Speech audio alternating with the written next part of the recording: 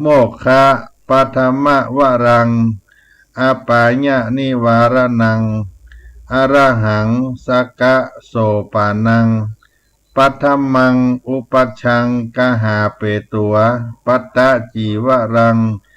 ยังจะตังสังฆมะเชพุทธาสวาหาอายังวุจติสีวิจัยญาจนะจะมหาเทโลสัปปะลาโภนิลันตรังตามหังสังฆังศิลสานะมามิ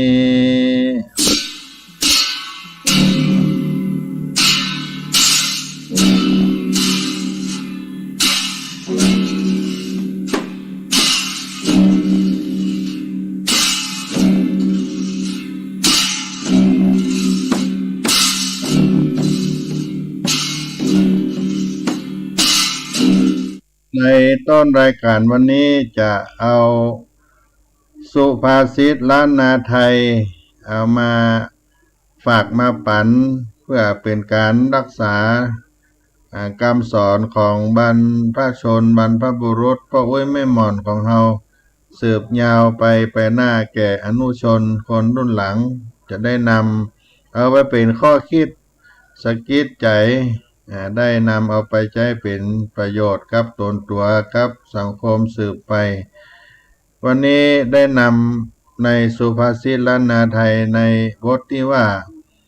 จิกดอยอยู่ปื้นตีนคนขึ้นจะไปลื่นคนมีเปลี่ยน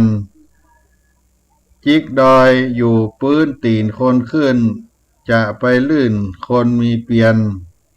ยอดเขาสูงสุดยังอยู่ใต้ฝ่าเท้าของคนที่ปีนขึ้นอย่าสบประมาทคนที่มีความเพียรความหมายผู้ที่มีความเพียรพยายามย่อมประสบความสำเร็จ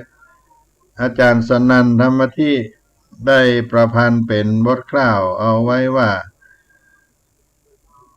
สูงสุดป่าจิกดอยอยู่พื้นตีน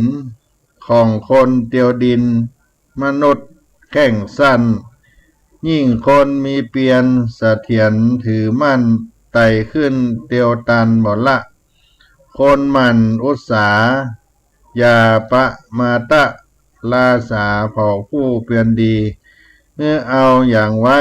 ใส่ด้วยขันติจักสมฤทธีเที่ยงแต่และเจ้าอาจารย์สนั่นธรรมธิสำนักส่งเสริมศิลปวัฒนธรรมมหาวิทยาลัยเชียงใหม่เพื่อนได้ประพันธ์เป็นบทข้าวเอาไว้ในข้าวนั้นก็มีความอยู่ว่ายอดเขาสูงสุดยังอยู่ใต้ฝ่าเท้าของคนปีนที่เป็นเพียงมนุษย์เดินดินขาสั้นๆโดยเฉพาะคนปีนที่มีความมุ่งมั่นเพียรพยายามปีนป่ายอย่างบัดลดละคนมีความอุตสาหะเช่นนี้อย่าได้สบประมาทในทางกลับกันควรเอาเยี่ยงอย่างพร้อมกับมีความอดทนจักประสบผลสำเร็จเป็นอย่างแน่นอนจิกดอยอยู่พื้นตีนคนขึ้นจะไปลื่นคนมีเปลี่ยนสุภาษิตล้านนาไทยปั่นฝากเมื่อข้ามยามเย็นในวันนี้น้อ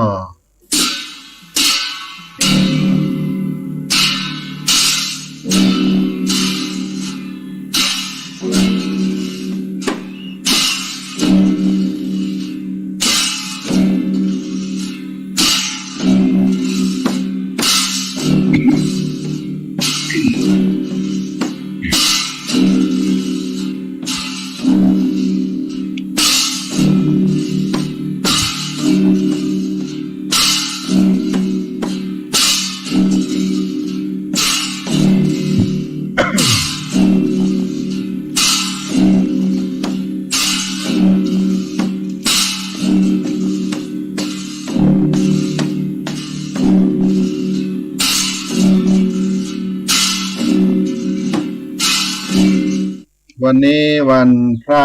เดือน4เหนือลง8ค่ำวันอัง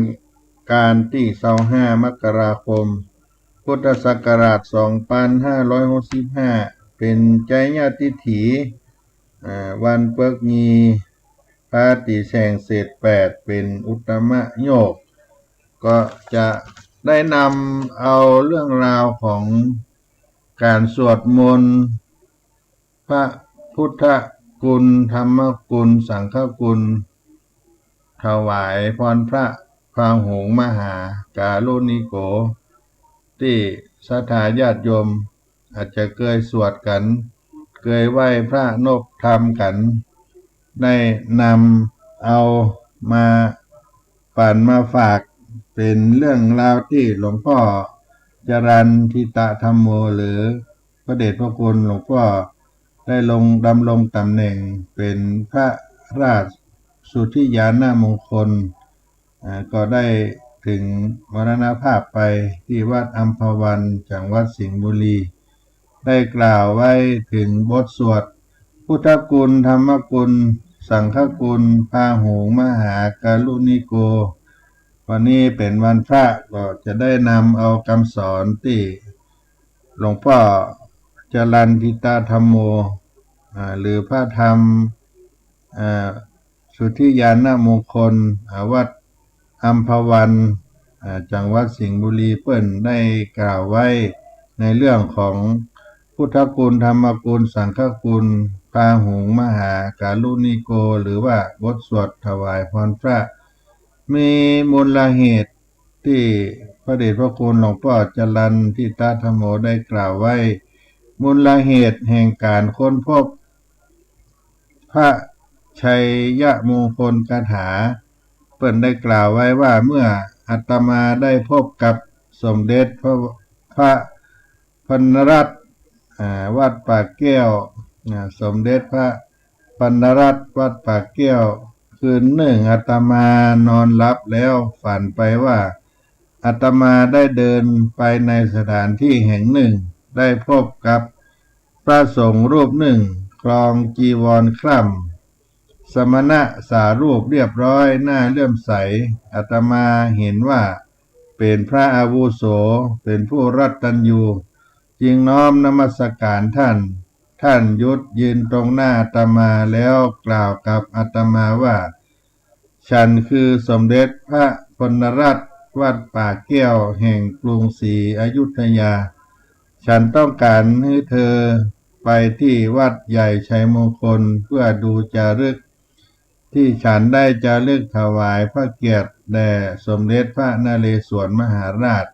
ผู้เป็นเจ้าเนื่องในวาระที่สร้างพระเจดีย์ฉลองชัยชนะ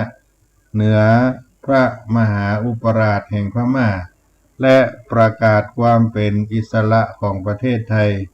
จากหงสาวดีเป็นครั้งแรกเธอไปดูไว้แล้วจดจำมาเผยแพร่ออกไปถึงเวลาที่เธอจะได้รับรู้แล้วในฝันอาตมารับปากท่านก็บอกตำแหน่งที่บรรจุให้แล้วก็ตกใจตื่นตอนใกล้รุ่งอาตมาก็ทบทวนความฝันนึกถึงอยู่ในใจว่าเราเองนั้นกำหนดจิตด้วยกรรมฐานมีสติอยู่เสมอเรื่องฝันฟุ้งซ่านเป็นไม่มีอาตมาก็ได้เข้าในวันนี้และว่าทางกรมศิลปากรทำการบูรณะปฏิสังขรณ์พระเจดีย์ใหญ่ในวัดใหญ่ชัยมงคลและจะทำการบรรจุพระบรมธาตุที่ยอดพระเจดีย์อันเป็นนิมิตหมายการสิ้นสุดการบูรณะแล้วจะรื้อ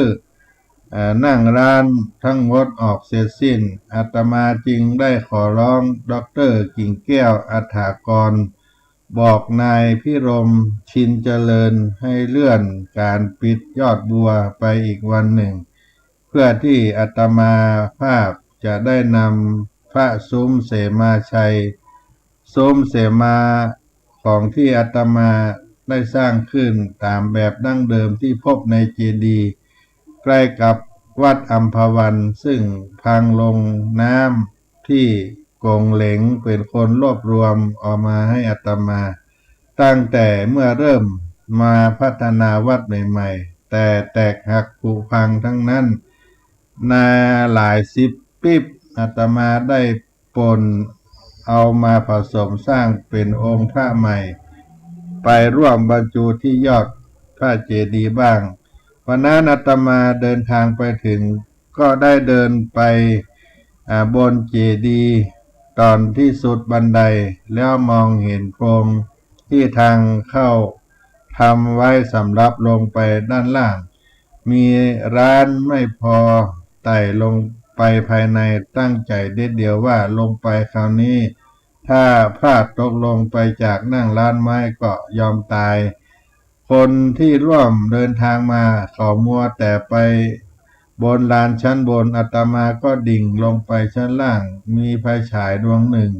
เวลานั้นประมาณ9 นาฬิกาอาตมาลงไปภายในพบลานทองคำ13 ลานดังที่สมเด็จพระพลรัตน์ได้บอกไว้จริงๆอาตมาจึงได้พบว่าแท้ที่จริงแล้วสิ่งที่สมเด็จพระพลรัตน์วัดป่าแก้วท่านได้จารึกถวายพระพรก็คือบทสวดที่เรียกว่าบทสวดมนต์ที่เรียกว่าพาหุงมหากาลุนิโกนี่เองท้ายของนิมิตนั้นระบุว่าเราสมเด็จพระพลรัตน์วัดป่าแก้วศรีอโยธเยศคือผู้จารึกนิมิตรจนาเอาไว้ถวายพระพรแด่พระมหาบพิตรเจ้าสมเด็จพระนเรศวรมหาราชพาหุงมหาการุณิโกคืออะไรพาหุงมหาการุณิโกคืออะไรหยังพาหุงมหากาคือบทสวดสรรเสริญพระพุทธคุณพระธรรมคุณพระสังฆคุณแล้วก็บทถวายพรพาหุงอันเริ่มด้วยพาหุงสหัสสะไปถึงทุกขาหะทิฏฐิแล้วเรื่อยไปจนถึงมหาการุณิโกนาโถหิตายะและจบลงด้วยภวตุสัพพมังคลังสัพพะพุทธาสัพพะธัมมาสัพพะสังฆาสัพพะสังฆานุภาเวนะสทาโสถีภวันตุเตอาตมาเรียกรวมกันว่าพาหุงมหากาอาตมาจึงเข้าใจในบัดนั้นเองว่าบทพาหุงนี้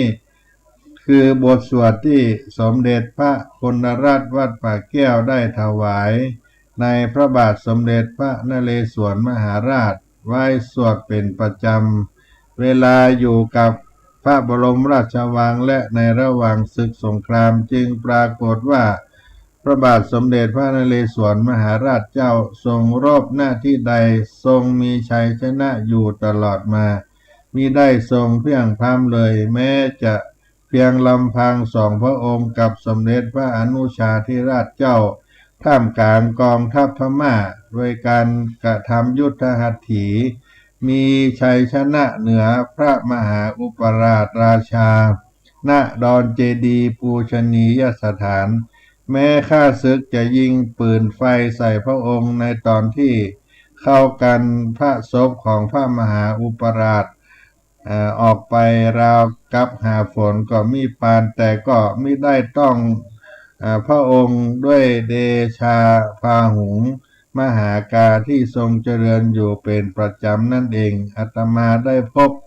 ตามนิมิตแล้วก็ไต่ขึ้นมาด้วยความสบายใจถึงปากปล่องที่ลงไปมีเนื้อตัวมีแต่หยักใหญ่เดินลงมาแม่ชีเห็นแล้วร้องว่าหลวงพ่อเข้าไปในโพรงนั้นมาหรืออาตมาแต่อาตมาไม่ตอบตั้งแต่นั้นมาอาตมาภาพจึงสอนการสวดพาหุงมหากาให้แก่ญาติโยมเป็นต้นมาเพราะอะไรเพราะพาหุงมหากานั้นเป็นบทสวดมนต์ที่มีค่ามากสุดเป็นบทสวดมนต์ที่มีค่ามากที่สุดมีผลดีที่สุดเพราะเป็นชัยชนะอย่างสูงสุดของพระบรมศาสดาจากพญาวัสดีมานและอาลาวกายักษ์จากช้างนาลาคีรีจากองคุลิมานจากนางจินมานาวิกาจากสัจจกนิคนจาก พญานันโทปานันทนาคราชและท้าวปกาพรหมเป็นชัยชนะที่พระพุทธองค์ทรงได้มาด้วยอิทธิปาฏิหาริย์ด้วยอำนาจแห่งบารมีธรรมโดยแท้ผู้ใดได้สวดไว้เป็นประจำทุกวันจะมีชัยชนะมีความเจริญรุ่งเรืองตลอดกาลนานมีสติระลึกได้จะตายก็ไปสู่สุคติภูมิขอให้คุณโยมช่วยประชาสัมพันธ์ด้วยนะว่าได้สวดพหุงมหากากันได้ทั่วหน้านอกจากจะคุ้มตัวแล้วยังคุ้มครอบครัวได้สวดมากๆเข้าสวดกันทั้งหลายประเทศก็ทำสวดกันทั้งประเทศสวดกันมากๆก็จะทำให้ประเทศมีความเจริญรุ่งเรืองพวกคนพาลสันดานหยาบก็แพ้ภัยไปอย่างทั่วหน้าไม่เพียงแต่พระบาทสมเด็จพระนเรศวรมหาราชเท่านั้นที่พบความมหัศจรรย์ของบทสวดพาหุงมหากาแม้พระบาทสมเด็จพระเจ้าตากสินมหาราชได้ทรงพบเช่นกันโดยมีบันทึกโบราณบอกไว้ดังนี้เมื่อพระเจ้าตากสินมหาราชตีเมืองจันทบุรีได้แล้วก็ทรงเล็งเห็นว่าสงครามกู้ชาติต่อจากนี้ไปจะต้องหนักหนาและยืดยาวจึงทรงโปรดเกล้าให้สร้างพระยอดธงแบบสีอยุธยาขึ้นแล้วนิมนต์พระเถระทั้งหลายมาสวดบทพาหุงมหากาบรรจุไว้ในองค์พระและพระองค์ก็ทรงเจริญรอยตามพระบาทสมเด็จพระนเรศวรมหาราชด้วยการเจริญพาหุงมหากาจึงบันดาลให้ทรงกู้ชาติได้สำเร็จนี่ก็เป็นเรื่องราวของบทพาหุงมหากาหรือว่าบทถวายพรพระที่พระสงฆ์ได้สวดเป็นชัยยมงคลต่างๆในบทสวดนั้นศรัทธาญาติโยมอาจจะเคยสวดกันวันนี้เป็นวันพระวันธรรมสวนะก็จะได้นำเอามาสวดพร้อมกับศรัทธาญาติโยมในบทของพาหุงหรือว่าชัยยมงคลคาถาพาหุงมหากาลูนิโกนาโถณโอกาสนี้นะโมตัสสะภะคะวะโตอะระหะโตสัมมาสัมพุทธัสสะนะโมตัสสะภะคะวะโตอะระหะโตสัมมาสัมพุทธัสสะนะโมตัสสะภะคะวะโต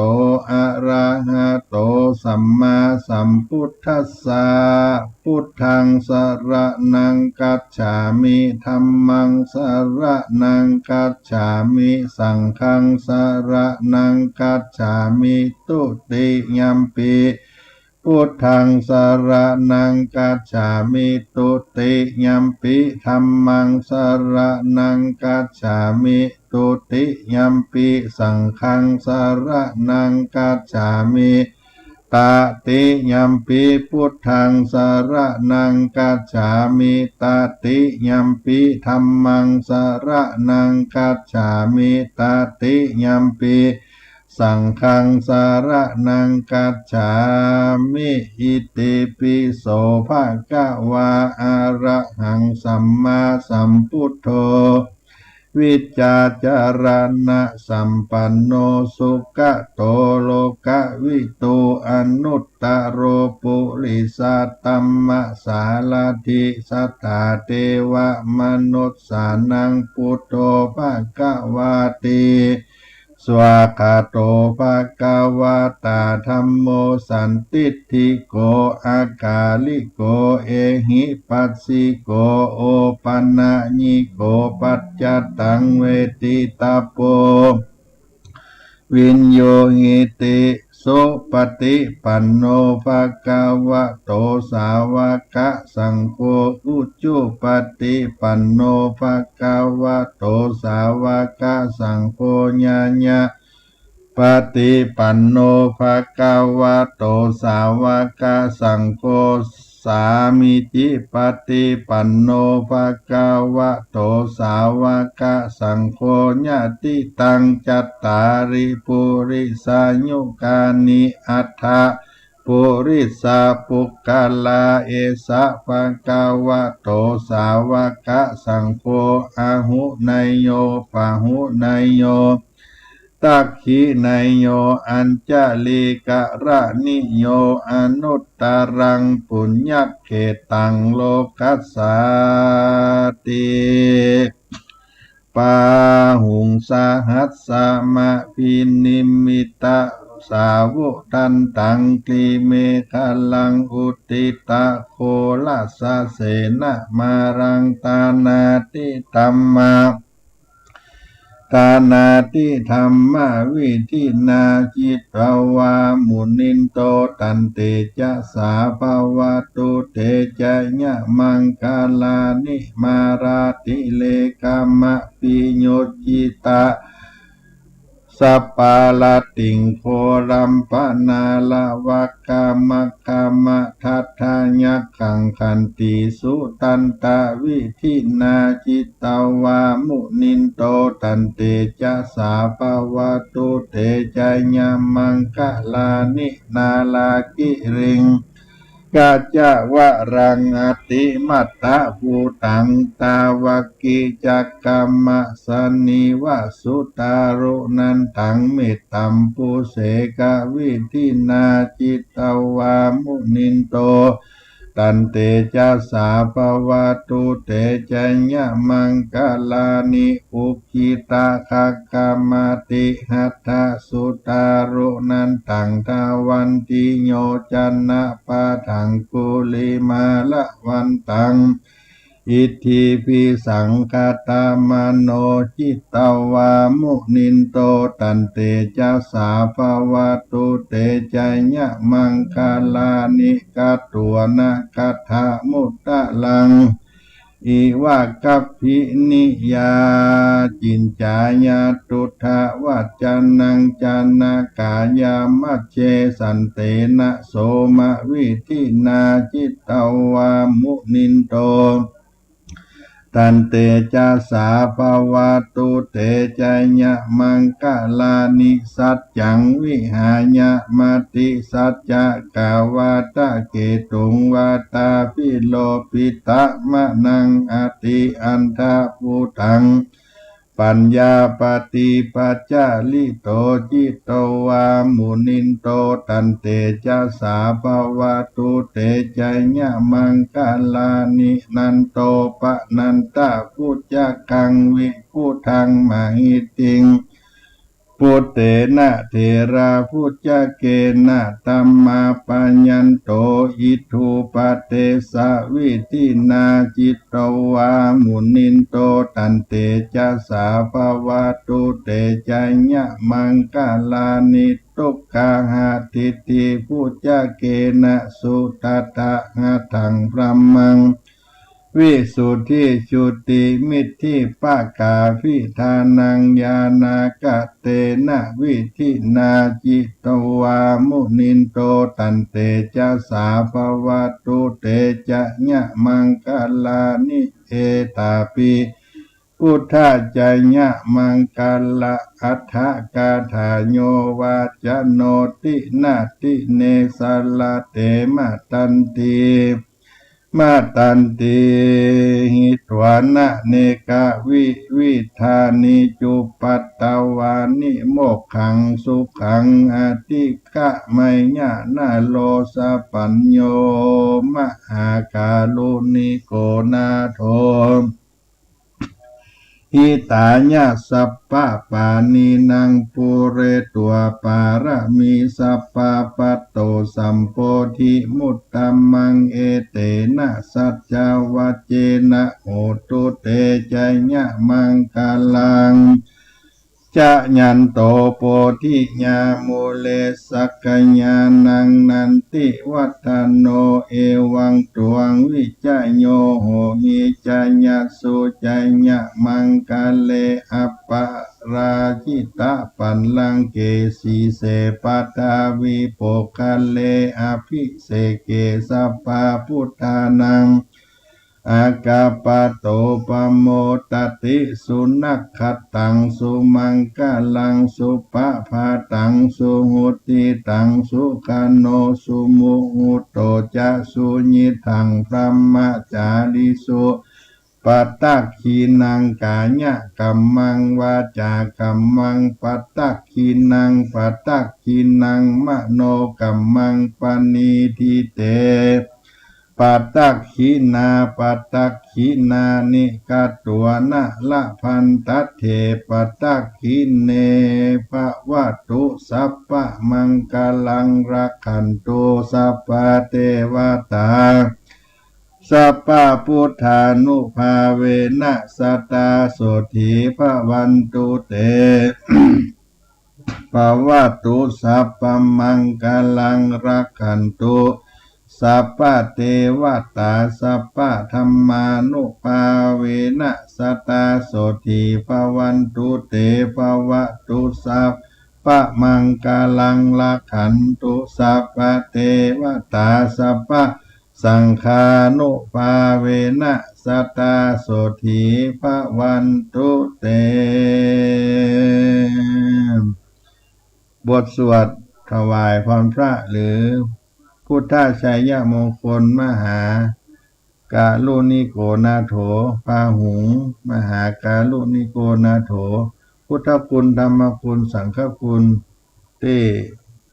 เป็นที่มาในเรื่องราวของหลวงพ่อจรัญทิตาธัมโมได้ค้นพบดังกล่าวที่อาตมาภาพได้เล่าไปเป็นบทสวดที่ครบเต็มบริบูรณ์หลังจากที่สวดมนต์ชัยมงคลคาถาหรือว่าถวายพรพระมหาพาหุงมหากาลุนิโกนี้ตั้งแต่ต้นจนจบแล้วก็กราบพระลง3 ครั้ง3 หนแล้วก็สวดเฉพาะบทอิติปิโสภควาอิติปิโสภควาพุทโธภควาติไปถึงพุทโธภควาติให้ได้จำนวนเท่ากับอายุของท่านแล้วก็สวดเพิ่มขึ้นอีก1 จบตัวอย่างถ้าอายุได้35 ปีก็ต้องสวด36 จบเป็นการเพิ่มบทสวดไป1 จบสวดเฉพาะอิติปิโสภควาอรหังสัมมาสัมพุทโธวิจาจารณะสัมปันโนสุขโตโลกวิตูอนุตตโรปุริสะตัมมะสารถิสถาเทวมนุสสานังพุทโธภควาติก็สวดเท่าอายุตามคำสอนของหลวงพ่อจรัญทิตาธัมโมหรือว่าพระธรรมวิสุทธิมงคลวัดอัมพวันจังหวัดสิงห์บุรีเพื่อจะได้เป็นการเจริญอายุของเฮาด้วยในการสวดถวายพรพระชัยมงคลแล้วก็จะมาสวดบทพุทธคุณเท่าอายุเพื่อไป1 จบอย่างอายุ40ก็สวด41 จบเฉพาะบทสวดอิติปิโสพุทธคุณศรัทธาญาติโยมการสวดแล้วก็มีการแผ่เมตตาและอุทิศส่วนกุศลให้อธิษฐานจิตความหมายว่าตั้งสติสัมปชัญญะไว้ที่ลิ้นปี่สำรวมกายวาจาจิตให้ตั้งมั่นแล้วจึงขอแผ่เมตตาไว้ในใจสักครู่หนึ่งแล้วก็อุทิศให้มารดาบิดาของเราว่าเราได้บำเพ็ญบุญกุศลท่านจะได้บุญได้กุศลแน่ๆเดี๋ยวนี้ได้เดี๋ยวนี้ด้วยได้เป็นบุญกุศลกับตัวพ่อแม่ของเฮาตัวหายใจยาวๆตั้งสติก่อนหายใจลึก ยาวๆแล้วก็แผ่เมตตาก่อนมีเมตตาดีแล้วได้กุศลแล้วเราก็อุทิศเลยอโหสิกรรมไม่โกรธไม่เกลียดไม่พยาบาทใครอีกต่อไปและเราจะขออุทิศให้ใครญาติบุพเพสันนิวาสจะได้ก่อนญาติเมื่อชาติก่อนจะได้มารับเราก็ไม่ทราบว่าใครเคยเป็นพ่อเป็นแม่ในอดีตชาติใครเป็นพี่เป็นน้องของเราเราก็ไม่ทราบแล้วแต่เราจะได้ทราบตอนอุทิศส่วนกุศลนี้ไปให้เหมือนโทรศัพท์ไปเขาจะได้รับหรือไม่เราจะรู้ได้ทันทีที่แผ่เมตตาและอุทิศส่วนกุศลไปเข้าบ้านลูกสาวยวนที่กรุงปารีสฝรั่งเศสที่โยมเพิ่นสวดไปทำอย่างนี้เวลาสวดมนต์อิติปิโสยาเทวตาตั้งใจสวดบาลีเช่นนี้ก็หยุดเงียบไปผมสำรวมจิตตั้งสติแผ่เมตตาจิตสงบได้แล้วจึงอุทิศไปบางองค์ไม่เอามือลงไม่อธิษฐานท่านจะไม่ได้อะไรแล้วก็สวดกันก็ไม่ได้ด้วยจริงที่ท่องจำโครงกันให้ได้นะเพื่อให้คล่องปากว่าให้คล่องปากแล้วก็คล่องใจแล้วถึงจะเป็นสมาธิเป็นสมาธิแล้วจึงจะอุทิศได้ไม่อย่างนั้นก็อุทิศไม่ได้เอาตำรามาดูกันก็ไม่ได้ผลแต่ดูตำราเพื่อให้ถูกวรรคตอนและคล่องปากแล้วจะได้คล่องใจเป็นสมาธิถึงจะมีกำลังส่งอุทิศไม่อย่างนั้นก็ไม่มีกำลังส่งได้เลยนะในการอุทิศส่วนกุศลที่สำคัญแต่ต้องแผ่เมตตาก่อนแผ่เมตตาให้มีสติก่อนแผ่เมตตาให้มีความรู้สึกว่าเราบริสุทธิ์ใจมีเมตตาไหมแล้วอุทิศเลยมันคนละขั้นตอนกันนะเพื่อนได้กล่าวไว้อย่างนี้แผ่เมตตากับอุทิศมันต่างกันทำใจให้เป็นเมตตาบริสุทธิ์ก่อนไม่อิจฉาริษยาไม่ผูกพยาบาทใครไว้ในใจทำใจให้แจ่มใสทำใจให้สบายคือเมตตาแล้วจะอุทิศให้ใครก็บอกกันไปมันจะมีพลังสูงสามารถจะอุทิศให้คุณพ่อคุณแม่ของเรากำลังป่วยไข้ก็ดีได้หายจากโรคภัยไข้เจ็บได้หายจากโรคภัยไข้เจ็บได้ที่ผ่านมานี่ก็เป็นสิ่งที่ได้อานิสงส์ได้ทำที่ผ่านมาเราหายใจยาวๆตั้งกัลยาณจิตไว้ที่ลิ้นปี่ไม่ใช่พูดทรงเดชจำหน้าที่ลิ้นปี่เป็นการแผ่เมตตาจะอุทิศก็จะอุทิศก็ยกจากลิ้นปี่สู่หน้าผากเรียกว่าอุณาโลมอุณาโลมาจะปัจจชายเตได้บรรยายให้ท่านทั้งหลายฟังส่วนแผ่ส่วนกุศลทำอย่างไรอุทิศตรงไหนทำตรงไหนและวางจิตใจไว้ตรงไหนถึงจะได้อย่าลืมที่ลิ้นปี่หายใจยาวๆสำรวมเวลาสวดมนต์ได้บุญแล้วไม่ต้องเอาสตางค์ไปถวายองค์โน้นองค์นี้หรอกเอาสำรวมจิตส่งกระแสจิตที่หน้าผากได้อุทิศส่วนกุศลนี่ก็เป็นการแผ่เมตตาแล้วก็กล่าวคำแผ่เมตตาว่าสัพเพสัตตาสัตว์ทั้งหลายที่เป็นเพื่อนทุกข์เกิดแก่เจ็บตายด้วยกันทั้งหมดทั้งสิ้นเวลาจงเป็นสุขเถิดอย่าได้มีเวรแก่กันและกันเลยอภยาปัชชาจงเป็นสุขเถิดอย่าได้พยาบาทเบียดเบียนซึ่งกันและกันเลยอนิคาจงเป็นสุขเถิดอย่าได้มีความทุกข์กายทุกข์ใจเลยสุขีอัตตานังปะริหารันตุจงมีความสุขกายสุขใจรักษาตนให้พ้นจากทุกภัยทั้งสิ้นเถิดอันนี้บทแผ่เมตตาให้สรรพสัตว์ทั้งหลายและบทส่วนกุศลอุทิศส่วนกุศลตรวจน้ำอีทังเมมาตาปิตุนังโหตุสุขิตาโหตุมาตาปิตโร ขอส่วนบุญนี้จงสำเร็จแก่มารดาบิดาของข้าพเจ้าขอให้มารดาบิดาของข้าพเจ้าจงมีความสุขอีทังเมยาตินังโหตุสุกิตาโหนตุยาตโยขอส่วนบุญนี้จงสำเร็จแก่ญาติทั้งหลายของข้าพเจ้าขอให้ญาติทั้งหลายของข้าพเจ้าจงมีความสุขอีทังเมครุอุปัชฌายาจาริยานังโหตุสุขิตาโหตุครุปัชฌายาจาริยาขอส่วนบุญนี้จงสำเร็จแก่ครูอุปัชฌาจารย์ของข้าพเจ้าขอให้ครูอุปัชฌาจารย์ของข้าพเจ้าจงมีความสุขอีทังสัพพะเทวานังโหตุสุขิตาโหตุสัพเพเทวาขอส่วนบุญนี้จงสำเร็จแก่เทวดาทั้งหลายขอให้เทวดาทั้งหลายจงมีความสุขอีทังสัพพะเปตานังโหตุสุขิตาโหตุสัพเพเปตาขอส่วนบุญนี้จงสำเร็จแก่เปรตทั้งหลายขอให้เปรตทั้งหลายจงมีความสุขอีทังสัพพะเวรีนังโหตุสุขิตาโหตุสัพเพเวรีขอส่วนบุญนี้จงสำเร็จแก่เจ้ากรรมนายเวรทั้งหลายขอให้เจ้ากรรมนายเวรทั้งหลายจงมีความสุขอีทังสัพพะสัตตานังโหตุสุขิตาโหตุสัพเพสัตตาขอส่วนบุญนี้จงสำเร็จแก่สัตว์ทั้งหลายขอให้สัตว์ทั้งหลายจงมีความสุขแล้วก็เป็นบทแผ่เมตตาและก็อุทิศส่วนกุศลตามฉบับของหลวงพ่อจรัญทิตะธัมโมแห่งวัดอัมพวันในวันนี้ได้มา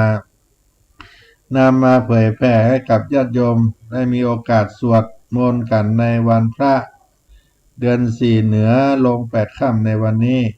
แล้วการสวดนั้นท่านหลวงพ่อจรัญทิตะธัมโมพระธรรมวิสุทธิมงคลเพื่อนก็ได้กล่าวด้วยอานิสงส์ของการสวดชัยยมงคลคาถาพุทธคุณไว้ว่าชาวคริสต์กับพระพุทธคุณมีชาวคริสต์คนหนึ่งมีลูกชายคนเดียวอยู่แถวลาดพร้าวอายุ51 ปีสามีตายเป็นเศรษฐีที่กรุงเทพราชาที่ดินข้างคลองแสนแสบของเขาทั้งนั้นไปจะลดตลาดลาดพร้าวหลายร้อยไร่เมื่อสมัยก่อนก็ขายได้หลายร้อยล้านเป็นผู้มีเงินลูกชายเรียนหนังสือไม่เก่งก็ส่งลูกไม่ไปเรียนนอกไปเรียนปริญญาที่อเมริกาลูกก็ว่าเอาไหนไปก็ไปซื้อรถเก๋งพาจิโกไปหาจิกี3 ปีแล้วก็มีหนังสือมาหลอกแม่เลยเรียนใกล้สำเร็จแล้วขอเงินอีก100,000อีก500,000แล้วในที่สุดเขาไม่รู้จะไปหาที่พึ่งที่ไหนก็ไปหาหมอดูก็เอาเงินสะเดาะเคราะห์ไปหาหมอทำก็ไม่สามารถทำให้เรียนสำเร็จได้แต่พอดีมีคนที่สิงห์บุรีเป็นลูกจ้างบ้านนั้นเขาเป็นนายทุนให้ก็พากันไปนครสวรรค์กลับมาเขาก็เลยบอกให้อาตมาช่วยเขาก็พามาแวะเขาบอกอย่าแวะก็เลยแกล้งเปทุบายว่าปวดท้องแวะเข้ามาแวะวัดนี้หน่อยจะหาห้องน้ำแวะเข้ามาแล้ว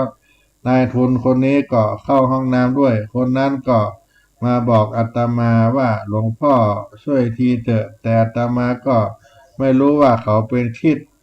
บอกช่วยหน่อยเถอะเขามีลูกชายคนเดียวเขา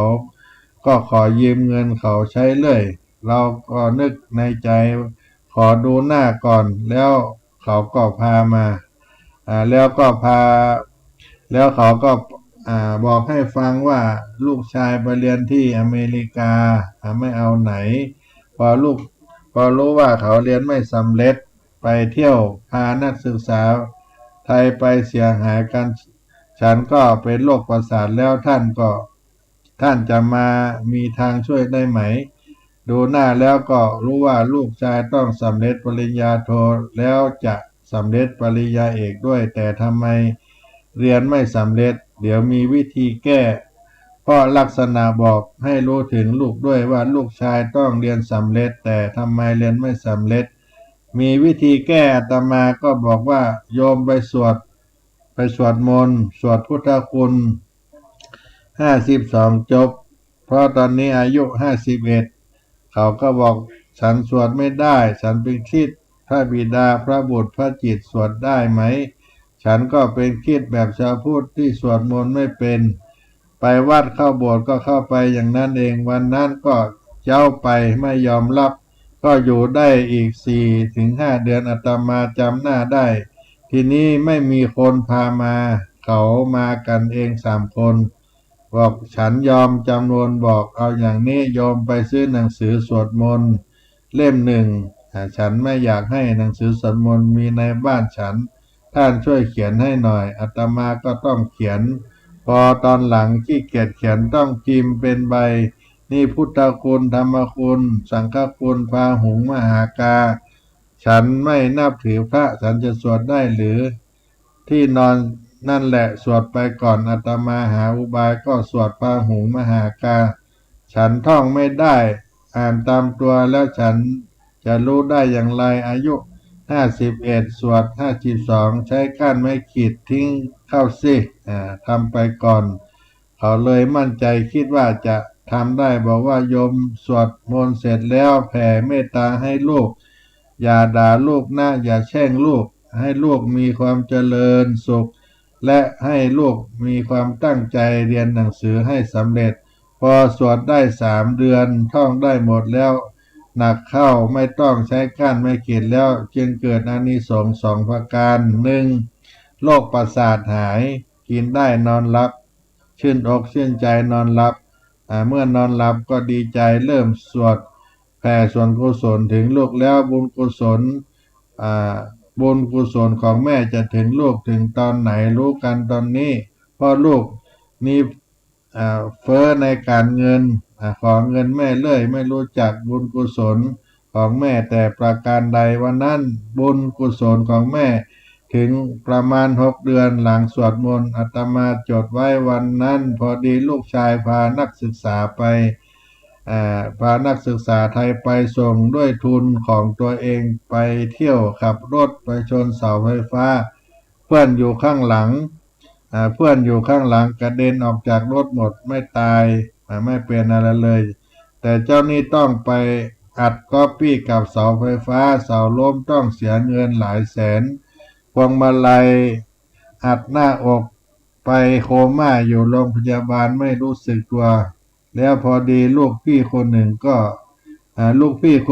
เป็นแพทย์อยู่ที่อเมริกาเป็นลูกพี่ลูกน้องกันไปเยี่ยม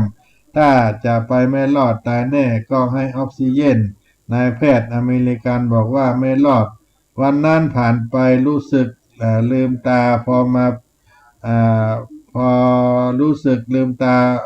พอรอดมาแล้วก็แล้วปวดเมื่อยจะตาย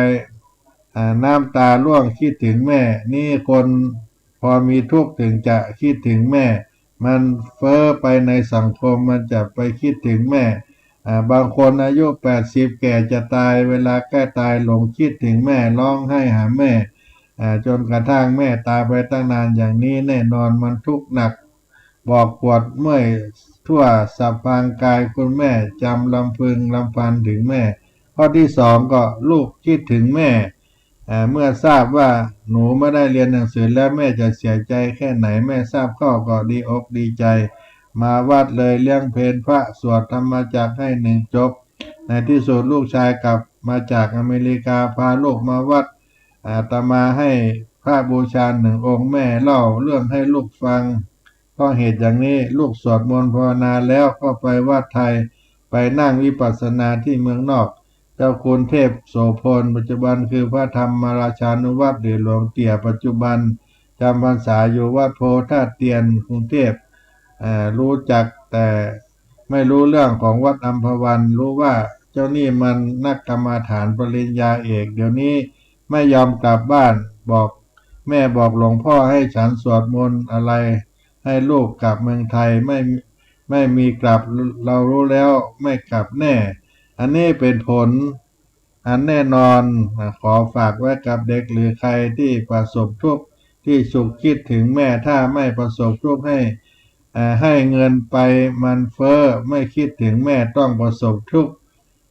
จึงจะเห็นตัวธรรมะเห็นอกเห็นใจเลยเชียวเขาเล่าให้อาตมาฟังบอกหลวงพ่อครับผมไม่คิดถึงแม่เลย3-4 ปีที่อยู่อเมริกาแต่ก็คิดถึงแม่ว่าอยู่กับแม่ป้อนข้าวให้พัดวีให้ไม่คิดอย่างนี้เลยจึงกลับ